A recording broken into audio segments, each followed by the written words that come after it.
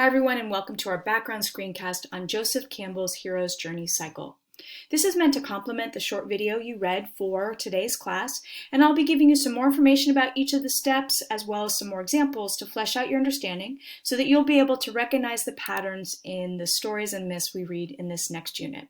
So first off, know that Campbell's pattern can be divided or organized into three parts: the hero's departure, initiation, and then subsequent return. Now, different people might number Campbell's steps a little bit differently or use different terms. We'll be using the way it's outlined on the chart you downloaded for class. Now, Campbell's heroic pattern will definitely revolve around a hero who gives his life to something greater than himself. He notes that the hero in these stories usually is male, although we'll be talking about some female heroes in this screencast and also in our course. And the hero will seem of lowly birth, and this is important. The hero's parents, especially the hero's dad, is often dead or absent, and the hero will be pure of heart. So you see on the right-hand side here, Perseus holding the head of Medusa, and so he's going to exemplify the type of hero in Campbell's pattern. You also need to know that one of the key concepts is this idea of the known world versus the unknown world, or the ordinary world versus the special world.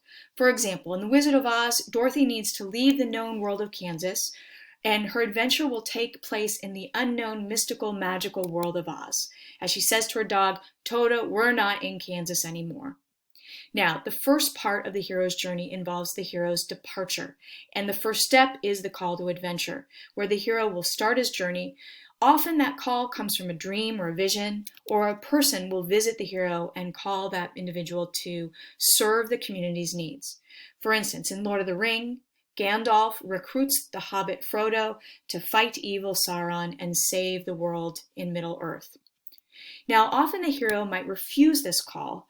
It might seem too scary. For instance, in Star Wars, Luke Skywalker receives the call from Princess Leia, and his first reaction is, "No way, I'm just a farmer on Tatooine. I'm not a hero. I don't know how to fight evil." Now, what helps the hero, though, is step 3, the meeting of the mentor and the supernatural aid. Now, the mentor will give confidence to the hero and encouragement. For instance, in Star Wars, when Luke Skywalker meets Obi-Wan Kenobi, he knows that he has the potential to maybe go on this quest. And also what helps is the amulet or magic words or weapons that the hero receives. In Luke's case, he receives the lightsaber. Now, the fourth step is going to be an important one, so put a little star by this on your chart. This is the hero's crossing the first threshold. This is the barrier between the known and unknown worlds, or the ordinary and the special worlds. The hero will often go through what's called the belly of the whale, this almost womb-like thing where the hero can be transformed, surrendering his old identity and accepting a new one. There's a willingness to undergo a metamorphosis. In The Matrix, for instance, Neo has to take the red pill and then he's transformed into the machine. That's his belly of the whale. You see on the bottom left of this slide here, Jonah, who is a prophet, is called by God to preach. And Jonah's like, "No way, God, I can't do that." And then he is swallowed literally by a whale, where he lives for 3 days before coming out and then preaching God's word. And on the right-hand side, you see a picture of Ophelia from the movie Pan's Labyrinth. And Ophelia will go through the arch that you see in this picture, and she will enter the mystical and mysterious labyrinth and begin her adventure. We'll watch that film at the end of the semester. All right, once the hero has gone through the belly of the whale and crossed the threshold into the unknown world, this is where all the excitement happens. The hero's plunged into adventure, where he must defeat all manner of monsters, demons, and otherworldly beings.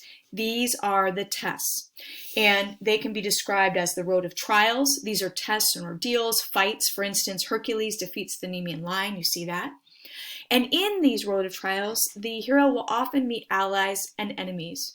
For instance, you see a picture on the right of Bellerophon riding Pegasus, the winged horse, after his ally Athena has taught him how to tame the horse and then jump on his magical flying back to kill the Chimera monster. The hero can be aided by advice, amulets, magic, words, and weapons. Now, the hero will also meet with allies and enemies. Now, the allies can be described by Campbell as a meeting with the goddess. It's this comforting, nourishing, life-giving good mother who will aid the pure of heart. In Lord of the Rings, it's the elf queen Galadriel who helps Frodo and his friends on their quest. Now, the enemies Campbell personifies as the woman as temptress. So, for instance, in the Odyssey, you may remember Odysseus has to resist the siren songs. And Campbell describes these as women who might be attractive or might be threatening, but take the hero off his journey. And this could really be applied to any person or object or action that distracts the hero from his journey. For instance, Odysseus and his shipmates need to overcome the lotus flowers in the Lotus Eater scene that want to make the shipmates forget their home. So any kind of distraction would be these enemies here. Now, the most important part of the hero's journey pattern is this next step, number 4 on the road of trials or initiation, and this is the descent to hell or the cave, the ordeal. Put a star by this step. This is the midway, lowest point in the cycle known as the nadir, in which the hero is going to have to overcome the ultimate threat. This is the descent to a literal underworld or hell. It could be a metaphoric cave or a sea. It's some dark place. You see, Odysseus needs to descend to hell, you remember from the Odyssey, so that he can ask Tiresias about how to get home. Metaphorically, this is where the hero faces his greatest fear. Oftentimes it is death, it's self-annihilation, it's doubt. It can be some part of the hero's subconscious. Oftentimes this is the dragon that wants to kill the hero, and the hero needs to slay that dragon or monster in order to overcome the greatest trial. Through this, the hero will learn his lesson, confront the shadow or darkness sometimes within. Now, after the hero does this, there is a reward that comes in 2 things. It can be atonement at one minute, sometimes a reconciliation with the father figure. And this can be exemplified by Jesus returning to heaven after he is crucified, or Luke reconciling with his father, Anakin Skywalker, also known as Darth Vader in the Star Wars trilogy. The other part of the reward can be the apotheosis, and this is almost recognizing the divine within. You think of Buddha attaining enlightenment, or even in Lord of the Rings, Gandalf, after he seemingly dies, Gandalf the Grey that is, he becomes Gandalf the White, and he has a spiritual connection to all things, and he can come in visions then to the heroes during the rest of their journey. Now, the other type of reward is an actual physical reward known as the ultimate boon. This is the prize, that which the hero seeks. It's an object, a person, or knowledge, immortality, for instance. King Arthur's knights strive to reach the ultimate boon of the Holy Grail, which will give immortality. And in Lord of the Rings, Frodo gets the ring, which will be the boon, which has quite a bit of power. Sometimes this is also personified in the maiden or the wife that a hero might gain. It can also be actual gold or any kind of literal prize.